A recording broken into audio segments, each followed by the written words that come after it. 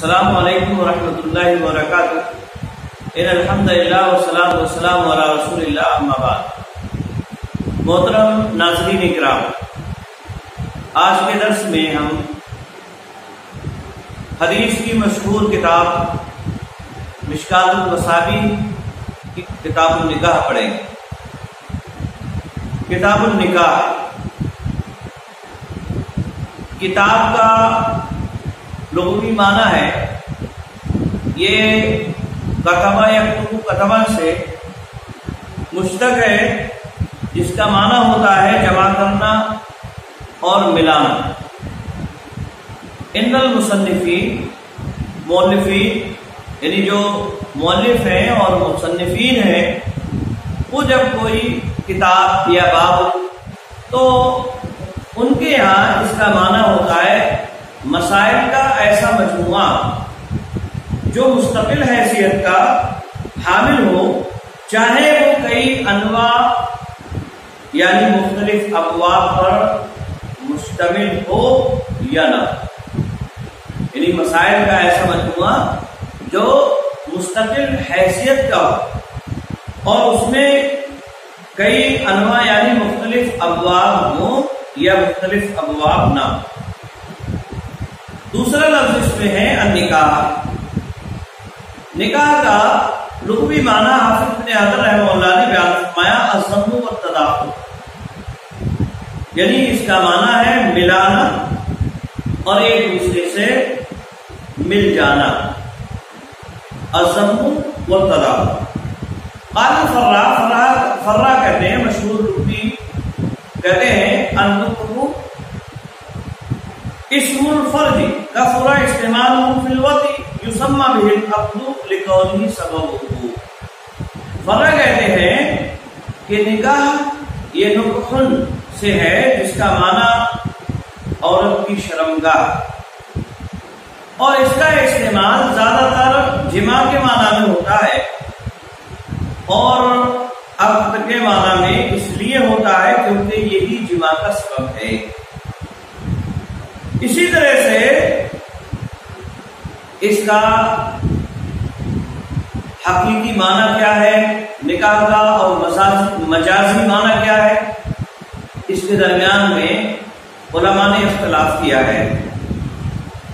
بعض علماء کا خیال یہ ہے کہ یہ نکاح کا لفظ جماع اور عقد دونوں میں مشترکہ طور پر استعمال ہوتا ہے، یعنی یہ لفظ نکاح کے لیے بھی بولا، نکاح کا لفظ جماع کے لیے بھی بولا جاتا ہے، اور اسی طرح سے عقد نکاح جسے ہم عام طور سے اپنی زبان میں شادی کرنا، یعنی دونوں معنی کے لیے یہ لفظ استعمال کیا جاتا ہے۔ اسی طرح سے بعض علماء نے کہا کہ اس کا حقیقی معنی جماع ہے، جبکہ یہ مجازاً عقد کے لیے بھی بولا جاتا ہے، اسے تزویج کہتے ہیں، اور بعض لوگوں نے اس کے برعکس کہا کہ حقیقی معنی اس کا عقد ہے اور مجازاً یہ جماع کے معنی میں بھی استعمال کیا جاتا ہے۔ غرض یہ کہ اس میں علماء نے اختلاف کیا ہے۔ بعض علماء نے یہ بھی کہا ہے کہ جب یہ کہا جائے نکاح فلانتن یا نکاح بنت فلان، تو ایسی صورت میں اس کا معنی ہوتا ہے تجویز، یعنی شادی کرنا۔ نکاح فلانتن یعنی فلاں سے شادی کی، فلاں عورت سے یا فلاں آدمی کی بیٹی سے شادی کی، تو یہاں عقد کے معنی میں استعمال ہے۔ اور اگر یہ کہا جائے نکاح زوجتہ کہ اس نے اپنی بیوی سے نکاح کیا، یعنی اپنی بیوی سے جماع کیا، یہ لغوی معنی اور اس کے معنی میں اختلاف کی بات تھی۔ البتہ حقیقتاً شرعی اعتبار سے یہ کس معنی میں استعمال ہوا ہے اس کے تعلق سے کہتے ہیں وفی الشرع حقیقت فی العقد، شریعت میں یہ شادی کرنا یعنی عقد کے معنی میں حقیقی طور پر استعمال ہوا ہے اور مجازاً جماع کے معنی میں استعمال ہوا ہے، صحیح قول کے مطابق۔ اس کی دلیل یہ ہے کہ یہ شریعت میں زیادہ تر نکاح کرنے کے معنی ہی میں استعمال ہوا ہے، یعنی شادی کرنے کے معنی ہی میں استعمال ہوا ہے زیادہ. یہاں تک کہ یہ بھی کہا گیا کہ قرآن مجید میں یہ لفظ جہاں بھی استعمال ہوا ہے وہ شادی کرنے ہی کے معنی میں ہوا ہے، سوائے ایک آیت کریمہ کے جس میں اللہ رب العالمین نے فرمایا وَقْتُلْ أَيَامَ حَتَّى إِذَا بَلَغُوا النِّكَاحَ. یہاں النکاح کا لغوی معنی روک کے معنی بھی یہ استعمال ہوا ہے. صرف یہی ایک آیت کریمہ ہے جس میں یہ نکاح کا لفظ تجویز کے علاوہ، شادی کرنے کے علاوہ بلوغ کے معنی میں استعمال ہوا ہے. اسی طرح سے اور بھی استادوں سے باتیں بیان کی گئی ہیں، لیکن راجح اور درست بات اس سلسلے میں یہی لگتی ہے کہ نکاح کا لفظ حقیقتاً یہ نکاح کرنے یعنی تجویز کے معنی میں استعمال ہوا ہے، جبکہ مجازاً یہ جماع کے معنی میں بھی استعمال ہوا ہے. یہ تو اس کے شریعت میں حقیقی اور لغوی مجازی معنی کے اعتبار سے بات ہوئی. اس کا حکم کیا ہے؟ نکاح کرنا شریعت اسلامیہ میں بڑی فضیلت کا کام ہے، اور اللہ کے نبی صلی اللہ علیہ وسلم نے مختلف احادیث کے اندر امت کو نکاح کرنے پر ابھارا ہے. وہ احادیث ابھی آگے آتی ہیں جن میں اللہ کے نبی صلی اللہ علیہ وسلم نے امت کو نکاح کرنے پر ابھارا ہے. اکثر و بیشتر جگہ آپ صلی اللہ علیہ وسلم نے حکم دیا ہے. اس طرح سے قرآن مجید میں بھی اللہ تعالیٰ نے حکم دیا فَانْكِحُوا مَا طَابَ لَكُم مِّنَ النِّسَاءِ کہ تمہاری جو پسندیدہ عورتیں ہیں ان سے نکاح کرو. قرآن مجید میں اللہ تعالیٰ نے فرمایا نکاح کرنے کا حکم دیا. احادیث میں فعل امر کا استعمال ہوا ہے، قرآن مجید میں بھی فعل امر کا استعمال ہوا ہے.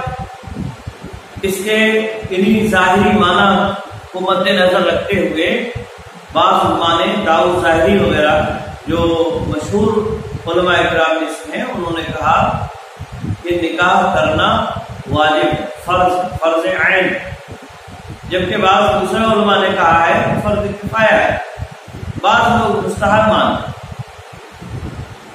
البتہ ایسا آدمی جو جماع کی استطاعت رکھتا ہے اور نکاح نہ کرنے کی وجہ سے اس کے گناہ میں پڑ جانے کا خدشہ ہے، گناہ گار ہو جانے کا خدشہ ہے، تو ایسے آدمی پر نکاح کرنا واجب ہے، کسی کا کوئی اختلاف.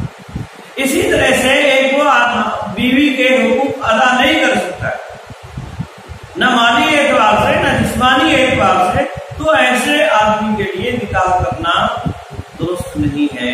الا یہ کہ عورت کی مرضی ہو تو ایک الگ مسئلہ ہے. بہرحال ایک عام آدمی، معتدل آدمی جس کے اندر گناہ کا مادہ نہیں ہے، ایسے آدمی کے لیے بھی نکاح کرنا یہ سنت موقدہ کہہ لیجیے، کیونکہ اللہ کے نبی صلی اللہ علیہ وسلم نے خود نکاح کیا، اور جن صحابہ اکرام نے نکاح نہ کرنے کی بات کی ان کے تعلق سے اللہ کے نبی صلی اللہ علیہ وسلم نے بڑی سختی کے ساتھ میں ڈانٹ لائی، اور حدیث میں بیان فرمایا فمن رغب عن سنتی فلیس منی، جس نے میری سنت سے اعراض کیا اس کا مجھ سے تعلق نہیں.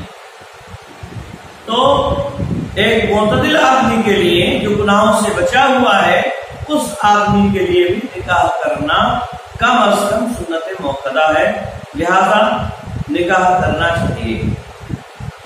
تو نکاح کا یہ حکم ہوا.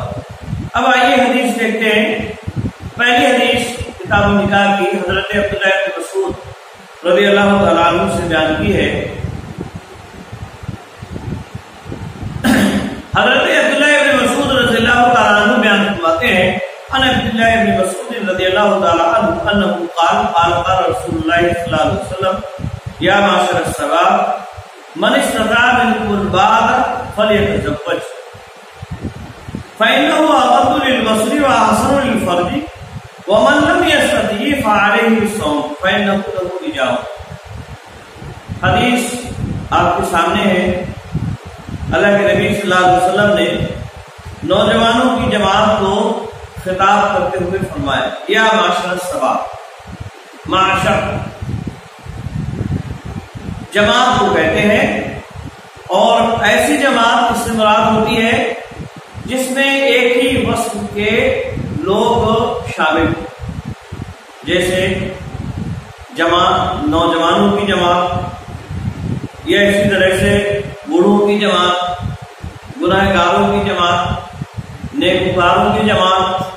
تو اس طرح کی اگر کوئی جماعت ہے تو اسے معاشر عربی زبان میں کہا جائے گا۔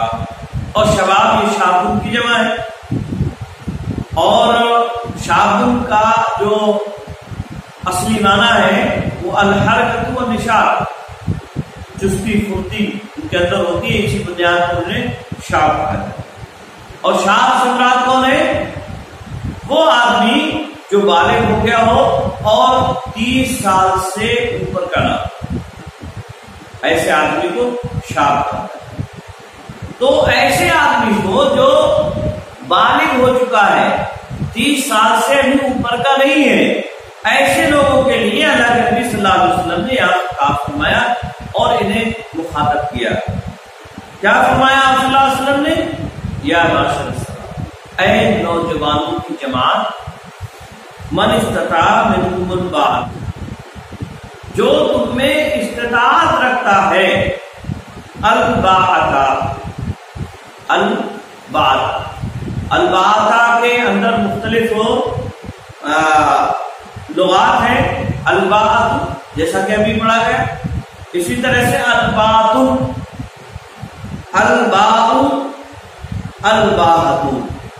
یہ 4 لغات اس کے اندر پڑھی جاتی ہیں۔ اور اس کا معنی کیا ہے؟ کہتے ہیں القدرت علی مؤن النکاح، نکاح کے خرچ پر طاقت، یہ معنی ہے اس کا۔ اس کے معنی کے اندر بھی اختلاف کیا گیا ہے۔ ایک تو اس کا معنی یہی بتلایا ہم نے، مؤن النکاح یعنی نکاح کا خرچہ، جیسے مہر ہے اور بیوی کا نان و نفقہ وغیرہ ہے۔ ایک معنی تو یہ ہوا با کا، یعنی بیوی کا نان و نفقہ اور نان و نفقہ وغیرہ اور مہر۔ تو مطلب یہ ہے کہ جو آدمی نان و نفقہ اور بیوی کے خرچ کرنے کی طاقت رکھتا ہے تو ایسے آدمی کو اللہ کے نبی صلی اللہ علیہ وسلم کا یہ خطاب ہے۔ اسی طرح سے بعض لوگوں نے یہ بھی کہا ہے کہ اس سے مراد جمع ہے، الباء اے الجماع، ہم بستری کرنا۔ اور ایسی صورت میں اگر ہم اس سے الباء سے الجماع مراد لیں گے تو اس کا مطلب ہو یہاں مؤونۃ النکاح یا اعلیٰ مؤونۃ کی، یعنی جو آدمی جماع کی استطاعت رکھتا ہے اس کے خرچے کے ساتھ ساتھ، تو اسے چاہیے، یعنی نکاح جماع کی طاقت رکھتا ہے اور ساتھ ہی ساتھ اس کے اوپر جو خرچ ہونے والا ہے اس کی بھی اس کے اندر استطاعت ہے، طاقت ہے، فلیتزوج، تو اسے چاہیے کہ وہ نکاح کر لے۔ تو یہ جو ہے اس کا معنی بیان کیا ہے۔ تو یہاں امام نووی رحمہ اللہ نے فرمایا اختلاف العلماء فی المراد بالباء، باء کا جو معنی ہے اس کے تعلق سے علماء نے اختلاف کیا ہے، اور 2 قول ہیں جو ایک ہی معنی کی طرف لوٹتے ہیں، اور ان میں یہ ہے کہ باء کا معنی یہاں لغوی ہے اور وہ جمع ہے۔ باء کا معنی یہاں لغوی ہے اور وہ جمع کرنا، ہم بستری کرنا ہے۔ یہ امام نووی رحمہ اللہ بیان کرتا ہے۔ اور تقدیر عبادت ایسے ہوگی، من استطاع منکم الجماع لقدرتہ علی وقوعہ، یعنی جو تم میں سے جماع کی قدرت رکھتا ہو اس کے خرچے کے ساتھ ساتھ اس کے اوپر جو خرچ ہونے والا ہے جسے مہر ہے یا بیوی کا نام نسخہ وغیرہ ہے فلیتزوج تو اسے چاہیے کہ وہ نکاح کر لے. ومن لم یستطیع الجماع لعجزہ عن مؤونہ اور جو آدمی جماع کی استطاعت نہیں رکھتا ہے نام نفقے سے عاجز ہونے کی وجہ سے جماع کی استطاعت نہیں رکھتا ہے فعلیہ الصوم تو ایسے آدمی کے اوپر روزہ رکھنا ہے. ایسے آدمی کے اوپر روزہ رکھنا ہے تاکہ وہ اس کی شہوت کو ختم کر دے. دوسرا قول اس سلسلے میں یہ ہے کہ یہاں باس مراد نکاح کا خرچ ہے اور ایسی صورت میں تقدیر عبارت ہوگی من استطاع منکم مؤونۃ النکاح فلیتزوج کہ جو تم میں سے نکاح کے خرچ کی استطاعت رکھتا ہے تو اسے چاہیے کہ وہ شادی کر لے. ومن لم یستطیع فلیصم اور جو استطاعت نہیں رکھتا ہے تو اسے چاہیے کہ وہ روزہ رکھے. یہ اس حدیث کے اس ٹکڑے کا معنی اور مفہوم ہوا. تو یہاں جو ہے آگے اللہ کے نبی صلی اللہ علیہ وسلم نے فرمایا فَإِنَّهُ أَغَضُّ لِلْبَصَرِ بے شک یہ یعنی نکاح کا کرنا اغض للبصر نگاہوں کو زیادہ جھکانے والا ہے. اغض جھکانے والا نگاہوں کے جھکانے کا سبب ہے. آدمی جب شادی کر لے گا تو اسے اور دوسری طرف جانے کی ضرورت نہیں رہے. وَأَحْسَنُ لِلْفَرْدِ اور اسی طرح سے شرمگاہ کی حفاظت کا زیادہ سبب بننے والا ہے. وَمَن لَّمْ يَسْتَطِعْ فَعَلَيْهِ الصَّوْمُ آگے اللہ کے نبی صلی اللہ علیہ وسلم نے بیان فرمایا اور جو استطاعت نہیں رکھتا ہے روزہ رکھے ہو. جو نکاح کرنے کی استطاعت نہیں رکھتا ہے کہ اس کے پاس پیسے نہیں ہیں مہر میں دینے کے لیے یا بیوی کے اوپر خرچ کرنے کے لیے فعلیہ الصوم تو اس پر روزہ رکھنا ہے. اور روزہ کہا اللہ کے نبی صلی اللہ علیہ وسلم بھوکا رہنا نہیں کہا کیونکہ بھوکا رہنے سے بھی یہ چیز آ جائے گی. کیونکہ آدمی بھوکا رہے گا تو پھر اس کے اندر شہوت ختم ہو جائے گی جسمانی جسم کے اندر کمزوری آئے گی اور شہوت ختم ہو جائے گی. بھوکا رہنے سے بھی یہ فائدہ حاصل ہو سکتا ہے لیکن بھوکا رہنے کا حکم نہیں دیا. کیوں؟ اس لیے روزہ عبادت ہے. اگر روزہ رکھے گا تو اس کا اجر و ثواب اس سے ملے گا. بھوکا رہے گا تو اجر و ثواب نہیں ملے گا. اس لیے اللہ کے نبی صلی اللہ علیہ وسلم نے روزہ رکھنے کا حکم دیا. یہاں ایک اشارہ اس بات کا بھی مل رہا ہے روزے کا جو اصل فائدہ ہے وہ شہوت کا ختم کرنا ہے. اس ٹکڑے سے اس بات کی بھی وضاحت فعلیہ الصوم آپ نے فرمایا تو ایسے آدمی کے اوپر روزہ رکھنا ہے. فإنه له وجاء کیونکہ یہ اس کے لیے ڈھال ہے. وجا یہ اس کے لیے ڈھال ہے. وجاء ہے. وجا جو ہے وجاء کا معنی ہے جو انسان آدمی کے خوشی ہوتے ہیں ان کو کچل دے. رسو خوشیتین کو کچلنا تو یہ اس کے لیے گویا کے خوشیوں کو کچل دینے کی طرح سے ہے. وجاؤ یعنی گویا کہ یہ اس کے لیے خوشیوں کے کچل دینے کی طرح سے. جیسے آدمی کے خوشیوں کو کچل دیا جائے تو ایسی صورت میں اس کے اندر شہوت ختم ہو جاتی مر جاتی ہے ختم ہو جاتی ہے. تو ایسے ہی یہ روزہ اس کے لیے اس کی قائم مقام ہو جائے گا اور اس کے اندر شہوت باقی نہیں رہے گی. गुनाहों से वो अपने आप को बचा ले। तो ये हदीस जो है इस बात की दलील है कि निकाह करना ये नबी अकरम सल्लल्लाहु अलैहि वसल्लम ने खास तौर से नौजवानों के लिए हुक्म दिया है। यहाँ याद रहे अल्लाह के नबी सल्लल्लाहु अलैहि वसल्लम ने यहाँ विजा का लफ्ज़ इस्तेमाल फरमाया है और विजा का माना है हमने बताया। इसी तरह से दूसरी हदीस है वन साद इब्न अबी वक्कास रज़ियल्लाहु तआला अन्हु रसूलुल्लाह सल्लल्लाहु अलैहि वसल्लम अला उस्मान इब्न मसऊद रज़ियल्लाहु तआला अन्हु अतबद्दुला वला वादिना लफ्तसैना।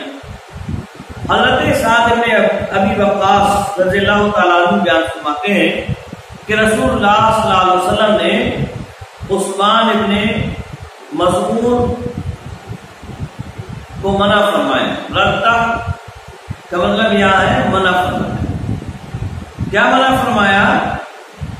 तवक्कुल से मना फरमाया।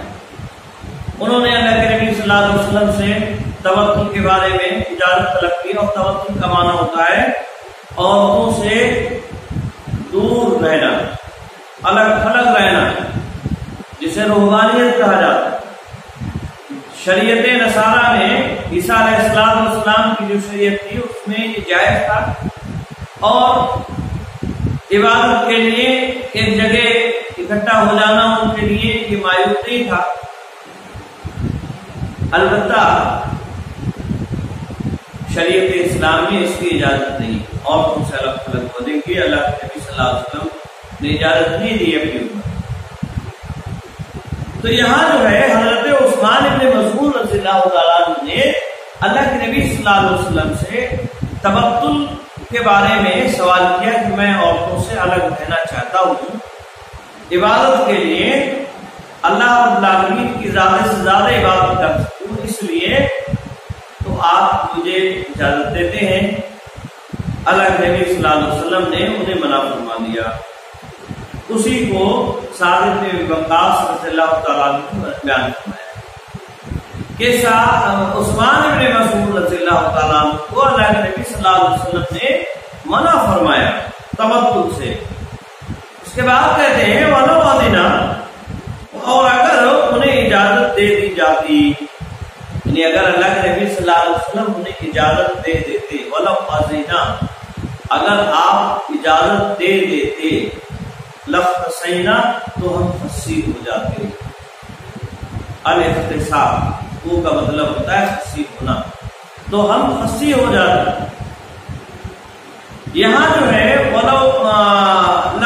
लफ्तसैना कि हम फसी हो जाते, इसका मतलब या तो ये मुबालगे के तौर पर उन्होंने कहा।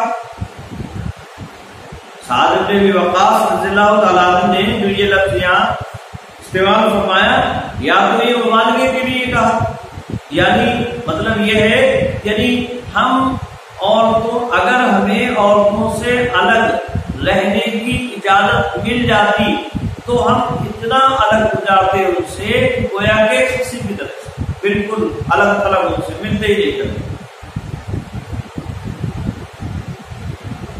और बाज़ ने इसी माने की तारीफ की है और कहा है कि यही माना होगा, क्योंकि खसी होना ये इंसान के लिए जायज और दुरुस्त नहीं। और जायज बात है, इंसान के लिए जो चीज जायज और दुरुस्त ना हो उसकी सहाबा इकराम कैसे तमन्ना करें। दूसरा माना है इसका ये है कि इसको उसके हकीकी माना पर ही मामूल किया है, जो खसी होने का माना होता है वही माना इस मुराद किया है। और ये उनके जन के एतबार से उन्होंने ये बात, यानी अगर हम औरतों से हमें अलग करने की इजाजत मिल जाएगी तो हम खुशी हो जाएंगे, मतलब ये वो समझ रहे थे कि ये जायज है, दुरुस्त है। लेकिन अल्लाह के नबी सल्लल्लाहु अलैहि वसल्लम ने अलग थलग रहने से मना फरमाया, ज्यादा खुशी होना भी ये जायज और दुरुस्त नहीं। तो ये माना और इसका उलमा ने बयान किया है और दोनों माना में कोई बहुत ज्यादा फर्क नहीं। इसी तरह से एक बात और याद रहे कि जो انسان کے لیے خصی ہونا یہ جائز اور درست نہیں. یہ حدیث اس بات کی دلیل. ایسے ہی وہ جانور جن کا گوشت نہیں کھایا جاتا ان جانوروں کو خصی کرنا یہ بھی جائز اور درست نہیں. ہاں البتہ جن جانوروں کا گوشت کھایا جاتا ہے معقول اللحم جو جانور ہیں ان کو ان کے بچپنے میں چھوٹی عمر میں انہیں خصی کیا جا سکتا ہے. بڑے اگر ہو جائیں تو ان کا خصی کرنا بھی جائز اور درست نہیں ہوگا. انسان کو خصی ہونے سے یا خصی کرنے سے اس لیے منع ہے اور اس لیے منع کیا ہے شریعت نے کیونکہ اللہ رب العالمین نے انسان کی جو پیدائش ہوئی ہے وہ اس لیے کہ ان کی نسل بڑھتی رہے.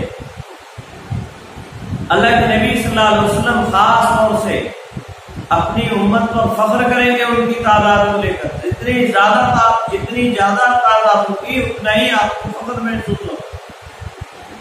اب اگر کوئی آدمی خصی ہو جا رہا ہے تو یہ گویا کہ نبی اکرم صلی اللہ علیہ وسلم فخر کیسے کریں گے؟ تو یہ خصی ہونا یہ درست نہیں ہے. شریعت اسلام میں اس کی اجازت نہیں ہے کیونکہ اس سے انسانی نسل کا خاتمہ لازم آتا ہے. انسانی نسل کا خاتمہ لازم آتا ہے اور ظاہر سی بات ہے انسانی نسل یہ انسانوں کی بنائی ہوئی نہیں ہے, یہ اللہ رب العالمین نے بنائی ہے. لہذا وہی اس کا ختم کرنے والا ہو سکتا ہے. اسی کے ذریعے سے انسانی نسل ختم ہوگی. کسی اور کے ذریعے سے کوئی ختم کرنا چاہے تو یہ جائز اور درست نہیں ہوگا. آج کے لیے بس اتنا ہی. السلام علیکم ورحمۃ اللہ وبرکاتہ.